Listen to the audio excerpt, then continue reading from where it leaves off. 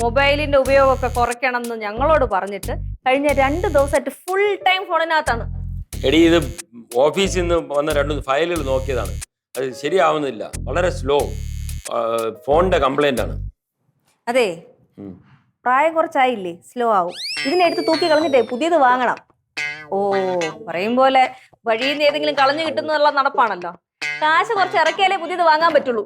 ഞാൻ കാശ് കുറച്ച് ഇറക്കി വാങ്ങിനില്ല, പലയിടത്തുനിന്നും കളഞ്ഞു കിട്ടുമെന്ന് നോക്കിക്കൊണ്ടിരിക്കും. എന്തോന്ന് മാമ, നാളെ രാവിലെയാണ്. എന്തൊരു കഷ്ടം. ചാണകമൊക്കെ അവിടെ കിടക്കട്ട്. മാമ ഒന്ന് വന്നാ മതി. ഞാൻ മിണ്ടൂലേ പോ. പോച്ചോ പോ. നീ മാമനെ വിളിച്ചാ?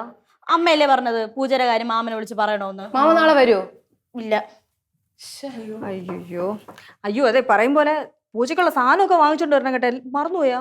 അച്ഛാ, പഴവും സാമ്പ്രാണി തിരി പൂവും മാത്രം പോരാ. പൂജ വെക്കുകയാണെങ്കിൽ കളറായിട്ട് തന്നെ വെക്കണം. കറക്റ്റ്. ഈ 9 ദിവസത്തെ പൂജയിലെ 9 രൂപങ്ങളായിട്ടാണ് ദേവി ആരാധിക്കേണ്ടത്. അതായത് 9 രാത്രിയും 10 പകലും നീണ്ടു നിൽക്കുന്ന ഉത്സവം എന്ന് പറയുന്നതാണ് നമ്മുടെ നവരാത്രി ആഘോഷം. കളിച്ച കളിയൊന്നും അല്ലാതെ അങ്ങനെ തന്നെ ആഘോഷിക്കുന്നത് അതിന്റേതായ രീതിയിൽ. ഞങ്ങളൊക്കെ ഇന്ന് ഇവിടെ പൂജ വയ്ക്കും, നാളെ ഇളക്കും, അങ്ങനെയാണ്. അയ്യോ അങ്ങനെയല്ല മക്കളെ. ഈ നവരാത്രി ആഘോഷത്തിലെ ആദ്യത്തെ 3 ദിവസം ദേവിയെ പാർവതിയായിട്ടാണ് ആരാധിക്കുന്നത്. അടുത്ത 3 ദിവസം ദേവി ലക്ഷ്മിയാണ്. അവസാനത്തെ 3 ദിവസം എന്ന് പറയുന്നത് സരസ്വതി. ഇങ്ങനെയാ നവരാത്രി ആഘോഷം. അതുപോലെ തന്നെ കേരളത്തില് പനച്ചിക്കാട് സരസ്വതി ക്ഷേത്രം, ചോറ്റാനിക്കര ക്ഷേത്രം, പിന്നെ തൃശ്ശൂർ തിരുവുള്ളക്കാവ് ക്ഷേത്രം, പൂജപ്പുര സരസ്വതി ക്ഷേത്രം, ഇവിടെയൊക്കെ ഭയങ്കര ഉത്സവമാണ്, ഭയങ്കര രസമാണ്, ആഘോഷമാണ്. പറഞ്ഞു കൊതിപ്പിക്കാതെ സത്യം.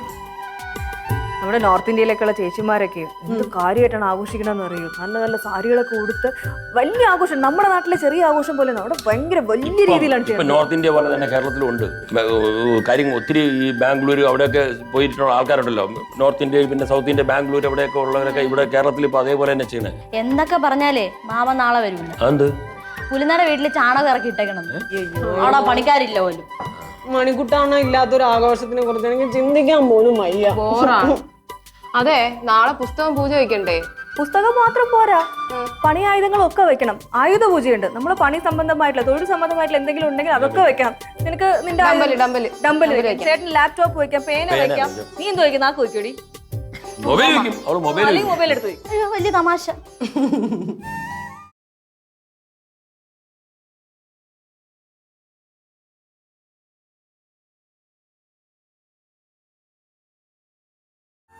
ആഹാ, അമ്മ പൂജാമുറി ഇങ്ങോട്ടാക്കിയാ?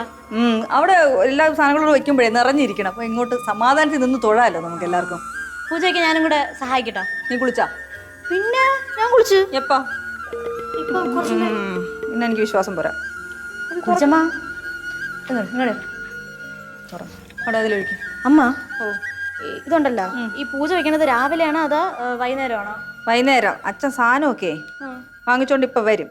നമുക്ക് വൈകുന്നേരം പൂജ വയ്ക്കാം. അതിന് മുന്നേ ഒരുക്കിയിടാലോ. അത് എത്തണില്ല കേട്ടോ, കണ്ടുകൂടാ.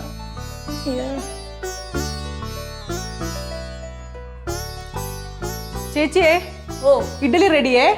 സാമ്പാറും കൂടെ വെക്കിട്ടാ? ശരി, വൈ. എന്റെ പൊന്നപ്പച്ചി, നല്ലൊരു ദിവസമായിട്ട് സാമ്പാർ ഉണ്ടാക്കി ഞങ്ങൾ ഇന്ന് കിടത്തല്ലേ അപ്പച്ചി. വെക്കല്ലേ, എനിക്കിട്ട് വെക്കല്ലേ, ഞാൻ മതിയേ കേട്ടാ. വല്ലപ്പോഴൊക്കെ ആവാലോ അല്ലേ. ഇതെവിടെ വയ്ക്കണം? ഇവിടെ വെച്ചാൽ മതി. ഹായ്, പൂജ വയ്ക്കാണോ? ഞാനും വരുന്നേ. അശ്രീകരം, ഇങ്ങോട്ട് മാറി നിൽക്കുക. അങ്ങോട്ട് എന്തുവാ ഇങ്ങനെ കാണിക്കുന്നത്? പൂജമ്പറയുടെ സൈഡിലോട്ടൊന്ന് വന്നു പോരുത്. വേർത്ത് കുറിച്ച് വന്നിരിക്കുക.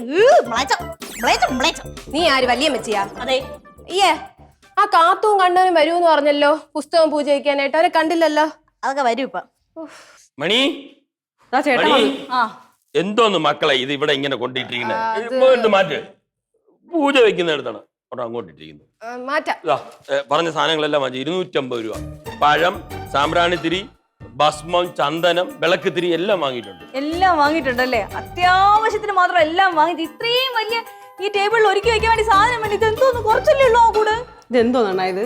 പഴയ പിശിക്കിന് ഒരു കുറവില്ല അല്ലേ? അത്യാവശ്യ സാധനങ്ങളെല്ലാം ഉണ്ട്. പക്ഷെ എന്നാലും കാണുമ്പോഴേ കണ്ണിനൊരു നിറവെങ്കിലും വേണ്ടേ? എന്തോ ഇത് പറഞ്ഞെല്ലാം വാങ്ങിച്ചിട്ടുണ്ട്. അതില് കഴിഞ്ഞ പ്രാവശ്യം അമ്മയാണ് പൂജയ്ക്ക് സാധനങ്ങളൊക്കെ പോയി വാങ്ങിച്ചത്. നല്ല ലാവിഷായിരുന്നു. അമ്മ അച്ഛനെ പോലെ കാശൊന്നും നോക്കിയൊന്നുമില്ല. അത് തന്നെ, അമ്മ കാശ് നോക്കില്ല, പക്ഷെ അച്ഛൻ കാശ് നോക്കിയേ വാങ്ങിക്കുള്ളൂ. മനസ്സിലായ? എന്നാ ആവശ്യത്തിനുള്ള എല്ലാ സാധനങ്ങളും വാങ്ങിച്ചുള്ളൂ. അതിനുള്ള കാശ് ചെലവാക്കി തന്നെ വാങ്ങിച്ചത്. മനസ്സിലായ? പൂജ വയ്ക്കാൻ നോക്ക്. ഇതിനെങ്കിലും പിശുക്ക് വിട്ടൂടെ? മണിക്കുട്ടി ചിന്നു. മാമ മാമനല്ലേ പറഞ്ഞത് അവിടെ ചാണകം ഇടാണ്ട് വാഴയുടെ മൂട്ടില്ല, അതുകൊണ്ട് മാമൻ വരൂലെന്ന്. എടി അതൊക്കെ ഞാൻ വേറെ ആളിനെ അറേഞ്ച് ചെയ്ത്. നിങ്ങൾ ഇവിടെ കിടന്ന് വിഷമിക്കുമ്പോ മാമൻ അങ്ങനെ വാഴയുടെ മുട്ടി പണിയാൻ പറ്റുമോ? പറ്റുമോ? ഇല്ല. താടപിടി, താടായി കരിമ്പ്, താട പഴം മറ്റ് സാധനങ്ങളെല്ലാം ഉണ്ട്. നമ്മുടെ പൂജവെപ്പ് ആഘോഷമായിട്ട് നടത്തണം. അതാണ് ഇവിടെ പിള്ളേരെ ഈ ആഘോഷം എന്ന് പറയാൻ എന്താണെന്നറിയാവോ? മഹിഷാസുരന്റെ തിന്മയ്ക്കേറെ ദുർഗാദേവി എന്ന നന്മ നേടിയ വിജയമാണ് പൂജവെപ്പ്. അണ്ണൻ സൂപ്പർ കേട്ടാ. ഓ അതെ, ഒരു അപേക്ഷയുണ്ട്. ഈ പൂജ വയ്ക്കുമ്പോഴേ ഞാൻ മാഞ്ചോണ്ടൊന്ന് ആ വിളക്ക് തിരിയും ആ ഒരു പടല പഴവും കൂടെ ഒന്ന് വെക്കണേ, ഇല്ലെങ്കിൽ വിഷമമാണ് കേട്ടോ. എന്റെ അളിയൻ എന്തിനാ വിഷമിക്കുന്നത്? അളിയന്റെ അളിയനില്ലയോ? ഒരു കാര്യം ചെയ്യും, അളിയൻ വെച്ച സാധനം അതിനകത്ത് കയറ്റിക്കോ, ധൈര്യമായിട്ട് കയറ്റിക്കും. എല്ലാ സാധനവും വെക്കാം. വാ വാ വാ തുടങ്ങാം. വാ. ആ പഴമൊക്കെ എടുക്കടാ. നീ പോയി കുളിക്കാൻ നോക്ക്, ചെല്ലു. അതിങ്ങടെ ഇതിങ്ങനെ വെക്കൂ, ഇങ്ങനെ അത് മുറിച്ച് വെക്കണം. മാമനെ കൊണ്ട് മുറിച്ച് വെക്കണം. എടി, നീ പോയി വെട്ടത്തിൽ കത്തിയില്ലേ? എന്താ ഇവിടെ നിൽക്കുന്നത്? അങ്ങോട്ട് പോയി നീ പോയി കുളിക്കാൻ വെട്ടി വേണ്ടി എടുത്തോ.